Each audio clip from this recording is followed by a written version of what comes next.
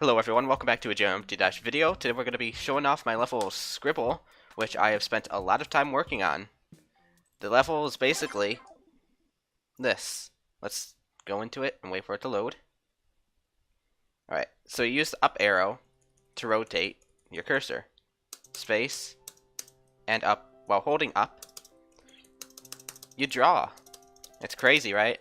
Something you probably haven't seen in Geometry Dash. But yeah, you do that. You do that. Boom. You can change colors. If you just press space and up, it'll not rotate, but go through the color picker. And if you press both at the same time, you can color with any color you want that's in this list. I will be adding more colors in the future if I want to. I might not want to. I might will. I don't know. You can use an eraser. It's basically the same as white, except when you go into here and switch back, it saves your color state, so you can just go back. You can also clear, which doesn't work in practice for some reason. I need to fix that. I don't know how though, because it's sort of a practice issue. But yeah, you can do all this kind of stuff. And let's see what I can draw in the few percent I got left, which is... Alright, so let's go here.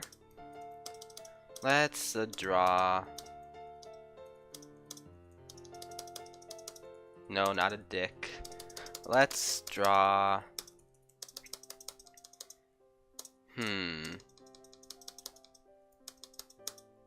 let's draw a nice... Oops, I did not mean to do that.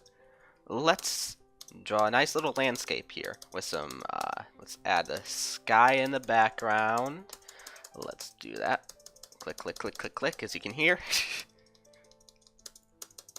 Alright. Here we go, here we go. We got the sky almost done here. I don't know why I just keep clicking there. Alright, let's add the sun. Geometry Dash sun, am I right? It's a few squares. Yep. Alright, let's add some happy little trees. There we go. Happy little tree, because it's lonely. But it's happy, it's lonely.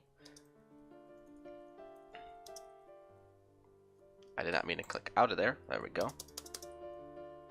No. Alright, there we go. Happy little tree. Let's add a flower on the ground. It's going to be a red flower. Red flower. Or it could be an apple that fell off the tree. Sure, why not? Let's add some nice little cloudies over here. And boom, we have built a Geometry Dash landscape in Geometry Dash with the drawing thing. Should I clear it? Nope. Alright. Let's add a little person. Yeah, that's a person. They got arms, right? Yeah, that's arms. Let's put some pants on them. Yeah, that's a person. It's abstract. It's a person. Let's put a shirt on. Boom. There's a person. And let's add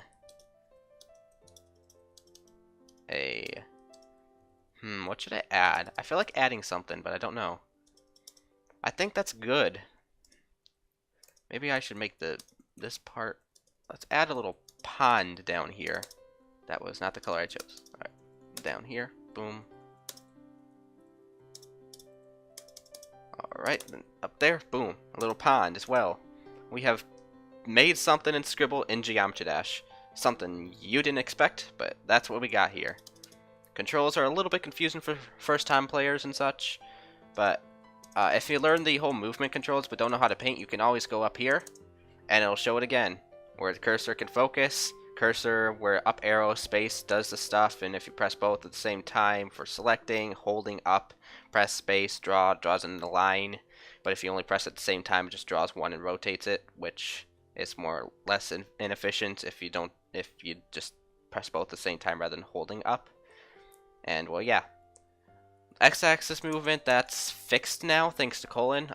In his GE quiz level, he had this genius thing to basically, you know, well, not know, you wouldn't know, but like instead of locking all these blocks here that I'm on, but to the x-axis, you lock them to you follow a static block, which is basically like the first block where you can move on top of it, and have them all follow that, which is moving along the x-axis, because then you won't have the shifting left and right, you know?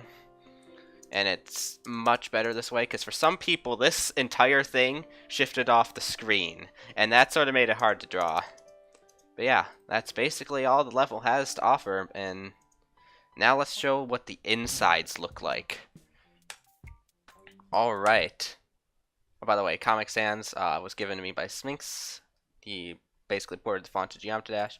Look at this. Alright, so each set of 100 triggers like this right here, that all goes to a specific color, because there's 100 different squares here and 100 different collision things. And basically the text where the cursor is with these things. And yeah, that's basically how that collision thing works. Every click, one click moves it, the other click basically enables the collision things to appear, and the first click that I said that moves it also has a collision box that only appears. So when both are pressed at the same time, both of them appear at the same time, causing it to color. But if they don't appear at the same time, they don't color. The whole color picker here is basically determined by these whole triggers around here that basically switch between which one you are on, and make sure they toggle off the other ones, because if I had them all toggle at the same time, it'd just default to a random one and it wouldn't really work right. It'd default to, I'd probably like the first set. And these are just part of the UI to make it sort of look prettier.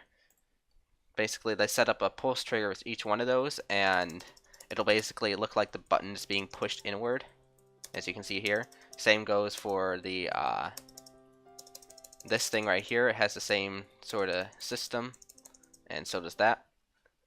And what this here does is it basically determines if you're clearing or if you're not clearing. The stop trigger here, right there, basically clears everything. It clears by stopping all the pulse triggers at once. It clears every single thing and makes it back to white. This thing right here is basically what determines you're scrolling through the clear buttons, and in the actual things right here is where it determines where you're pressing the which button and such, and same goes with the tool selector. These movement things I had to set to a spawn trigger, which has a delay. Both of these do by 1.9, 1.11. One is to be that way to basically eliminate hertz issues, because if you had that one that was on 0.11 at 0.9, you'd have all of these basically doubling rather than only doing one at a time. And if you had the other one at any different one, that would cause lag for and problems for doubling and such for 60 hertz. So I had to do two separate spawn triggers at a delay for these triggers and such, so they would properly work. Now all these collisions here basically work for stuff like the walls and the selection system. The alpha right here works on the background that fades in and out, and I have it set to where it can be enabled both in the clear area and in the starting area / instructions thing. And the count trigger basically works as a list, and it basically every click counts it up 1 until it reaches a number, then it rolls back to 0, and basically chooses what it is on that number. These things are what basically don't allow you to move out of the course, the canvas thing. And well, that's basically it. And yeah, follow accuracy with the follow and move for this. And boom. That's basically how it works. You'd still have to take a lot of time to figure out how this all put together, but like that's basically my explanation for it, and that's it. I hope you all enjoyed the video. Bye!